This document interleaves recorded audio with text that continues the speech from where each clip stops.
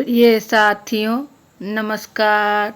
मैं संजू कुमारी सरोज आप सभी का सरोज संपदा चैनल पर सहृदय स्वागत करती हूँ। आज इस सेशन में हम सब यूजीसी नेट हिंदी की तैयारी paper 2 Hindi top questions practice फटाफट के अंतर्गत जून 23 shift 1 previous year questions part 2 के रूप में जो आपको यूजीसी नेट दिसंबर 2024 के लिए बहुपयोगी एवं महौषधि साबित होगा। चैनल पर नए हैं तो चैनल को सपोर्ट करें, शेयर करें, लाइक करें ताकि एक दूसरे का हौसला अफजाई हो सके। तो ज़्यादा देर ना करते हुए हम सब चले प्रश्न की ओर। प्रश्न 1 हमारा है, निम्नांकित कविताओं को रचना काल प्रथम प्रकाशन वर्ष के आधार पर पहले से बाद के क्रम में लगाइए। क्रम ए असाध्य वीणा, बी परिवर्तन, सी कुकुरमुत्ता, डी मोचीराम, ई अंधेरे में। ABCD में उपयुक्त को चयन किया गया है कि पहले कौन उसके बाद कौन, प्रकाशन वर्ष के आधार पर। तो हम सब जाने कि ये जो परिवर्तन है यह आपका सुमित्रा नंदन पंत का है। सुमित्रा नंदन पंत जी का है और यह प्रकाशित हुआ आपका 1924 में परिवर्तन। उसके बाद आते हैं कुकुरमुत्ता। उसके बाद कुकुरमुत्ता, ये कुकुरमुत्ता सूर्यकांत त्रिपाठी निराला जी का है। सूर्यकांत त्रिपाठी निराला जी का है जो प्रकाशित हुआ आपको 1941 में। 1941 में। अब चले हम सब असाध्य वीणा। असाध्य वीणा यह है आपका अजय जी का। अजय जी का पूरा नाम सच्चिदानंद हीरानंद वात्स्यायन अजय और इन्होंने लिखा 1961 में। 1961 में। पुनः चले अंधेरे में। अब चले अंधेरे में। अंधेरे में यह है आपको मुक्तिबोध और यह प्रकाशित हुआ आपको 1964 में। मोचीराम। मोचीराम यह जो है आपका धूमिल साहब का है। धूमिल साहब को सुदामा पांडे धूमिल के नाम से जाना जाता है और ये आपका रहा 1972 में। 1972 में यही है आपका प्रकाशन वर्ष के आधार पर। तो सबसे पहले हमारा बी आता है। सबसे पहले बी आता है 1924 में। उसके बाद सी। तो बी के बाद सी हम सब खोजेंगे। बी के बाद सी जो आपको ऑप्शन ए की ओर है। ऑप्शन ए की ओर है। सही आंसर का मिलान हम सब कर लें। ये रहा सही आंसर बी, सी, ए, ई और D. Option A. Option A. अगला प्रश्न 2 की ओर। शरत के संबंध में उपयुक्त कथन है। ए, शरत बचपन में डरपोक स्वभाव के थे। बी, गृहस्थी से शरत का कभी लगाव नहीं रहा। सी, शरत बाबू की रचनाओं पर बीरज बहू और विजय नाटक का रूपांतरण हुआ। डी, अपने भाई की समाधि शरत के घर के पास नदी के तट पर बनवाई थी। ई, शरत ने कोई वसीयतनामा नहीं लिखा था। ये आपका इसमें ऑप्शन करना है ABCD।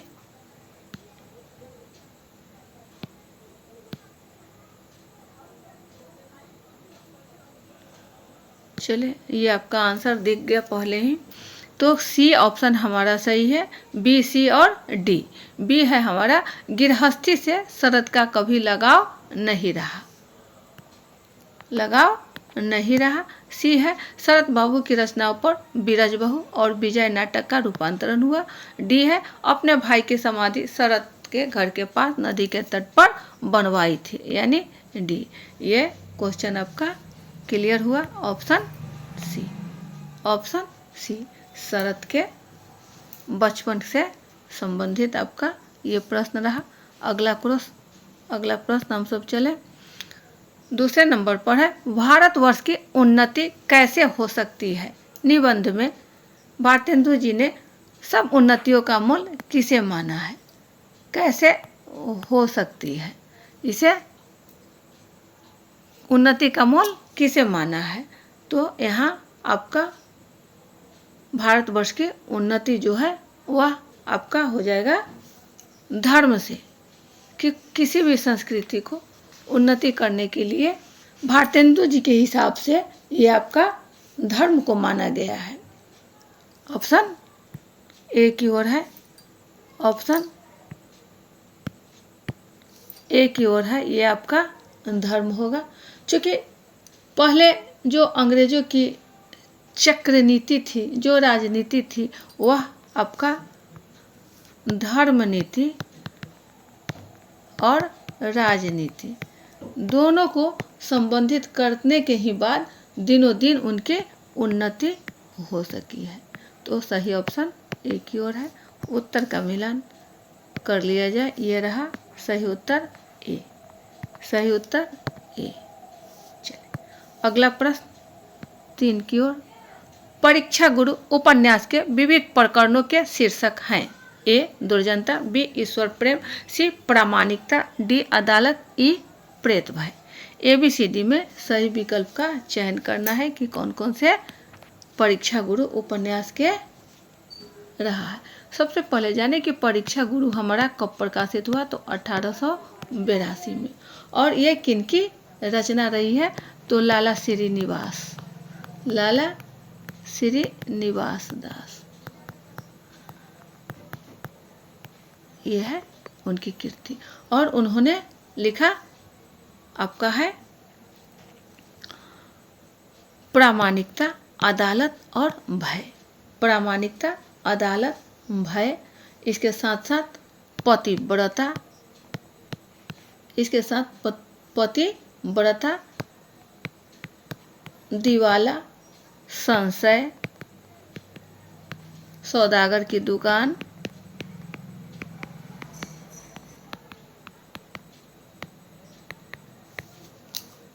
विषयासक्त, मित्र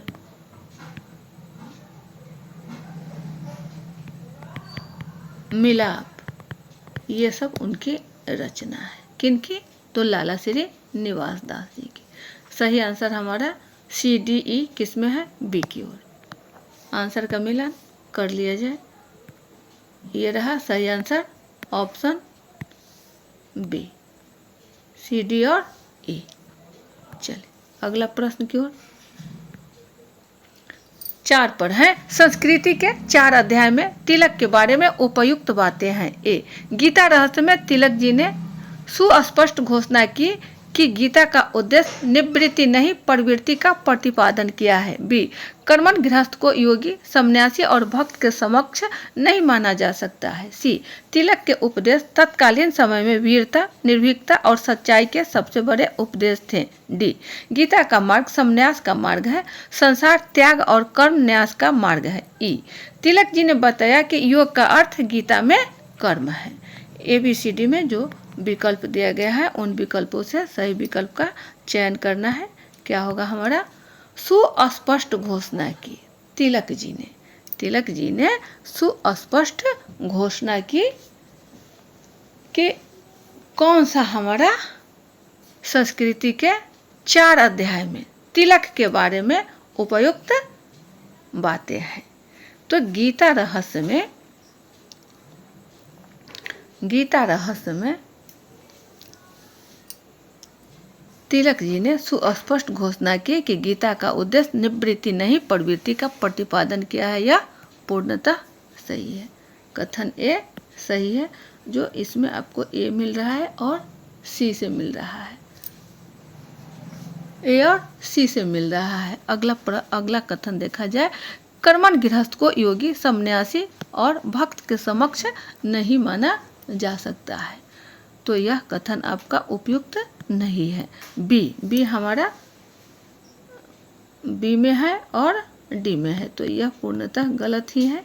बी की बात खत्म। चले अब सी दोनों में है, यानी तिलक के उपदेश तत्कालीन समय में वीरता, निर्भीकता और सच्चाई के सबसे बड़े उपदेश थे। ये कथन सही है, ए सी।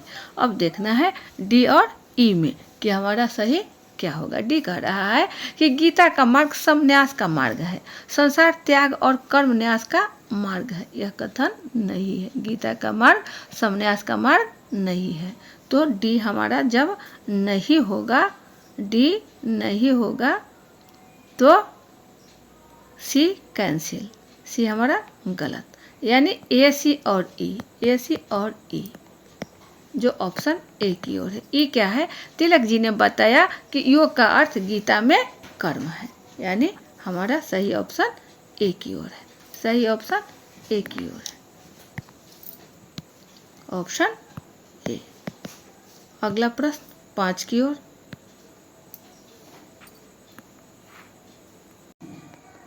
निम्नलिखित में से भारतेंदु के निबंध कौन से हैं? ए वैषम्यता और भारतवर्ष, बी देशोन्नति, सी लेवी प्राण लेवी, डी सुशिक्षितों का कर्तव्य, ई भारतवर्ष की उन्नति कैसे हो सकती है।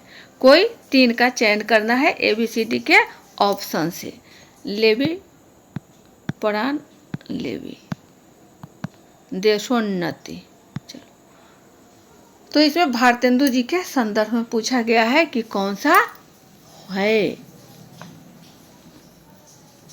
वैषम्यता और भारतवर्ष, ये आपको है, वैषम्यता और भारतवर्ष, यानी ये हमारा सही है। देशोन्नति यह नहीं है, लेवी प्राण लेवी, यानी सी सही है। और सुशिक्षितों का कर्तव्य, यह भी नहीं है। भारतवर्ष की उन्नति कैसे हो सकती है, यह तो है ही भारतेंदु जी का, यानी ए सी ई जो ऑप्शन सी की ओर है, ऑप्शन सी की ओर है। सही आंसर का मिलान हमारा ये रहा, ऑप्शन सी, ऑप्शन सी। चलिए अगला प्रश्न 6 की ओर। 6 है, निम्नलिखित में से अर्थ समृद्ध स्वर है। ए आ, बी आई औ, सी ए ओ और डी है उ उ। इसमें अर्ध समृद्ध स्वर को पहचान करना है। अर्ध, ये हमारा है अर्ध समृद्ध। तो सबसे पहले समझे कि अर्ध समृद्ध स्वर जो है वह जब मुंह से बोला जाता है तो उसमें कम खुलता है, इसमें मुंह कम खुलता है अर्ध समृद्ध स्वर में, अर्ध समृद्ध स्वर में मुंह कम खुलता है। तो ये हमारा हो जाएगा ए और ओ। ए बोलने पर कम खुलता है, ओ बोलने पर मुंह जो है कम खुलता है, यानी ऑप्शन सी की ओर है, ऑप्शन सी की ओर है। सही आंसर का मिलान कर ले, ये रहा हमारा सही उत्तर, ऑप्शन सी, ऑप्शन सी। अगला प्रश्न 7 की ओर। सत्य कथन है। ए वैदर्भी रीति में ओजगुण प्रकाशक वर्णों की अधिकता होती है। बी भरत के नाट्य शास्त्र में रीति के लिए प्रवृत्ति शब्द का उल्लेख है। सी वामन ने रीति के 5 प्रकार माने हैं, वैदर्भी, गौड़ी, पांचाली, सौरसेनी और लाटिया। डी कुंतक ने रीति को मार्ग कहा है। ई भोज ने अवंतिका और मागधी नामक 2 नई वृत्तियों की उद्भावना की। दिए गए विकल्प ABCD से सही विकल्प का चयन करना है किसी 3 का कि कथन हमारा कौन सा सही होगा। इसमें पूछा जा रहा है कि सत्य कथन कौन सा है, सत्य कथन कौन सा है। तो वैदर्भी रीति में ओजगुण प्रकाशक वर्णों की अधिकता होती है, ऐसा कुछ नहीं है, यह कथन हमारा गलत है, यानी ए गलत है। तो यहाँ ए ऑप्शन नहीं होगा, ऑप्शन ए नहीं। बी की ओर चले। भारत के नाट्यशास्त्र में रीति के लिए प्रवृत्ति शब्द का उल्लेख है, यानी बी हमारा सही है।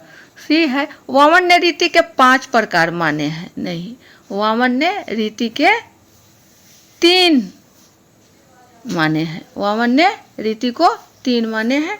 यहाँ जो है यह 5 नहीं होगा, सी में यहाँ आपको 3 माना गया है, वैदर्भी, गौड़ी और पांचाली। ये 3 माने गए हैं, ये सौरसेनी और लाटिया यहाँ नहीं है, तो सी हमारा नहीं होगा। सी नहीं होगा तो बी भी कैंसिल और सी भी कैंसिल, यानी डी हमारा सही है। डी में बी, डी और ई। डी कह रहा है कुंतक ने रीति को मार्ग कहा, यह सही है। भोज ने अवंतिका और मागधी नामक 2 नैवृत्तियों की उद्भावना की, तो ऑप्शन हमारा डी की ओर है। सही आंसर का मिलान कर लिया जाए। ये रहा सही आंसर, केवल बी, डी और ई, केवल बी, डी और ई। ऑप्शन डी की ओर है, ऑप्शन डी की ओर है। चलिए अगला प्रश्न 8 की ओर। निम्नलिखित में से कौन से कथन विवेकानंद के हैं? ए, मजबूत बनो, कायर और लिबलिबे न बने रहो, साहसी बनो, कायरों की जरूरत नहीं है। बी, समूचा संसार जब तक एक साथ आगे कदम नहीं बढ़ाता तब तक कोई प्रगति संभव नहीं है। सी, शिक्षा से उत्पन्न ज्ञान जनता को ब्रिटिश शासन का सम्मान करना सिखाएगी और उनमें एक हद तक इस शासन के प्रति अपनत्व की भावना भी पैदा करेगी। डी, मानव हृदय से मैं संगीन की नोक के बूते बुराई को हटाने में यकीन नहीं करता। ई, समाज के सभी सदस्यों को संपत्ति, शिक्षा अथवा ज्ञान प्राप्त करने के लिए समान अवसर मिलने चाहिए। सही विकल्प ABCD में खोजना है, कोई 3 हमारा सही क्या होगा? संगीन की नोक के बूते, या स्वामी विवेकानंद जी के बारे में पूछा जा रहा है। स्वामी विवेकानंद कि उन्होंने कौन कौन सी बातें कही? तो मजबूत बनो, कायर और लिबलिबे ना बने रहो, साहसी बनो, कायरों की जरूरत नहीं है, यह पूर्णतः सही है। चले बी कह रहा है समूचा संसार जब तक एक साथ आगे कदम नहीं बढ़ाता तब तक कोई प्रगति संभव नहीं है, पूर्णतः सही है, यानी ये सही है और बी सही है। तो यहाँ ए है और डी की ओर है, ये गलत है, ये गलत है। चलिए अब मिलान करें डी और ई की ओर। पहले डी कह रहा है मानव हृदय से मैं संगीन की नोक के बूते बुराई को हटाने में यकीन नहीं करता, यह बिल्कुल सही है। ये यकीन नहीं करता, तो यकीन करना है, यानी यह भी कथन नहीं है। डी नहीं है तो हमारा कथन ये गलत हो गया। अब चले ई की ओर। समाज के सभी सदस्यों को संपत्ति, शिक्षा अथवा ज्ञान प्राप्त करने के लिए समान अवसर मिलने चाहिए, एकदम सही है, यानी ई। ए, बी और ई जो ऑप्शन डी की ओर है, ऑप्शन डी की ओर है। चले सही उत्तर का मिलान कर लिया जाए। ये रहा सही answer D, option D, option D. अगला प्रश्न 9 की ओर। किस स्थान के लोग बड़े बड़े नाखून को पसंद करते थे? ए, दक्षिणात, बी, गौड़देश, सी, उज्जैनी और डी है स्थानवीश्वर। इसमें ABCD में किसी एक का चयन करना है कि कौन हमारा सही होगा। तो बड़े बड़े नाखून को पसंद करते थे आपको गौड़ देश के लोग, गौड़ देश वाले बड़े बड़े नाखून को पसंद करते थे। वहीं दक्षिणात्य में, यहाँ दक्षिणात्य में छोटे छोटे नाखून को पसंद करते थे लोग, छोटे छोटे नाखून को। ये आपको नाखून क्यों बढ़ते हैं गौड़ देश के, ये शीर्षक है नाखून क्यों बढ़ते हैं, क्यों बढ़ते हैं। ये है आपको द्विवेदी जी का, हजारी प्रसाद द्विवेदी जी का।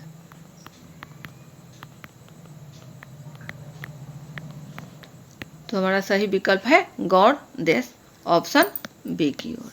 सही आंसर का मिलान कर लिया जाए। ये रहा हमारा सही आंसर बी, सही आंसर बी, गौड़ देश। अगला प्रश्न 10 की ओर। 10 है मालवी का केंद्र है? ए, जयपुर, बी, इंदौर, सी, जोधपुर और डी, जबलपुर। इसमें सही विकल्प का चयन करना है। ABCD में सही क्या होगा? मालवी, मालवी का केंद्र कहाँ है? तो यह है आपका इंदौर में, कहाँ है? इंदौर में। मालवी का केंद्र है इंदौर में। मालवी मालवा क्षेत्र की भाषा है। मालवी जो है आपको मालवा क्षेत्र की भाषा है। मालवा क्षेत्र की यह एक भाषा है और यह भारत के मध्य प्रदेश एवं राजस्थान, मध्य प्रदेश एवं राजस्थान के लगभग 20 जिलों में बोले जाते हैं। 20 जिलों में विस्तारित किया गया है। तो हमारा सही विकल्प बी की ओर है। आंसर का मिलान कर लिया जाए। ये रहा हमारा सही विकल्प बी इंदौर, बी इंदौर। अगला प्रश्न 11 की ओर। ये आपको रिपीटेड है, जो पहले ही किया जा चुका है। शरत के संबंध में उपयुक्त कथन क्या है? चले अगले प्रश्न की ओर। ये रहा बी, सी और डी। चले अगला प्रश्न 12 पर है। सूफी प्रेमाख्यान नहीं है। ए श्याम सगाई, बी इंद्रावती, सी यूसुफ जुलेखा और डी है हंस Jawahir. A B C D में सही विकल्प का चयन करना है। कौन सा कथन है? सूफी प्रेमाख्यान नहीं है। श्याम सगाई या ऑप्शन ए जो है श्याम सगाई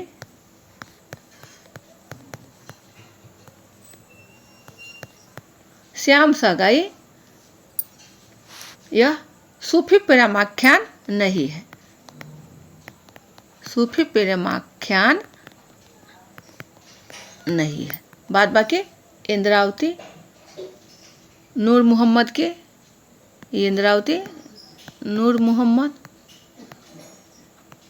यूसुफ जुलेखा शेख निसार की और हंस जवाहिर कासिम शाह का प्रेमाख्यान, सूफी प्रेमाख्यान यह काव्य है। तो हमारा सही विकल्प ए की ओर है श्याम सगाई। सही आंसर का मिलान ये रहा हमारा श्याम सगाई सूफी प्रेमाख्यान नहीं है। अगला प्रश्न 13 की ओर है। सत्य कथन है। ए भरत ने नाट्यशास्त्र के 16वें अध्याय में अलंकारों का निरूपण किया है। बी उद्भट जयदेव और प्रतिहारेंदुराज संप्रदाय के आचार्य हैं। सी काव्यादर्श के दूसरे और तीसरे परिच्छेद में अलंकार निरूपण है। डी काव्यालंकार में 6 परिच्छेद हैं। ई काव्यालंकार सार संग्रह रुद्रट का ग्रंथ है। इसमें सही विकल्प का चयन करना है। हमारा कौन सा? कोई 3 विकल्प होगा, ए बी सी डी से ले लेना है। भारत ने नाट्यशास्त्र जो लिखे वो 16वें अध्याय में अलंकारों का निरूपण किया गया है। यह कथन सही है, यानी स्टेटमेंट ए है वह सही है। स्टेटमेंट ए सही है। तो स्टेटमेंट ए में हमारा ऑप्शन ए आ रहा है। ऑप्शन ए आ रहा है। अब देखें बी की ओर कि उद्भट जयदेव और प्रतिहारेंदुराज संप्रदाय के आचार्य हैं। यह सही है। सी कह रहा है कि काव्यादर्श के दूसरे और तीसरे परिच्छेद में अलंकार निरूपण है। तो यह कथन भी आपका सही है। चलिए डी की ओर काव्यालंकार में 6 परिच्छेद हैं। तो यह भी कथन आपका सही है। डी भी सही है, यानी काव्यालंकार जो है इसमें 6 परिच्छेद हैं और 400 श्लोक हैं। 400 श्लोक हैं। तो इस प्रकार हमारा स्टेटमेंट ए बी सी और डी की ओर है, यानी ऑप्शन ए और ऑप्शन बी भी सही होंगे। ऑप्शन ए और ऑप्शन बी दोनों सही होंगे। सही आंसर का मिलान कर लिया जाए। ये रहा हमारा सही आंसर ऑप्शन ए और ऑप्शन बी। ऑप्शन ए और ऑप्शन बी, यानी ए बी सी और बी सी और डी दोनों हमारा सही है। ए एंड बी ऑप्शन हमारा सही है। तो वीडियो ज़्यादा लंबा न बने, अब सेशन को यहीं वाइंड अप किया जाता है। अगले सेशन में पुनः हम सब अच्छे अच्छे प्रश्नों को लेकर उपस्थित होंगे। सेशन पर नए हैं तो सेशन को सपोर्ट करें, शेयर करें और लाइक करें, जिससे एक दूसरे का हौसला अफजाई हो सके। तब तक के लिए जय हिंद।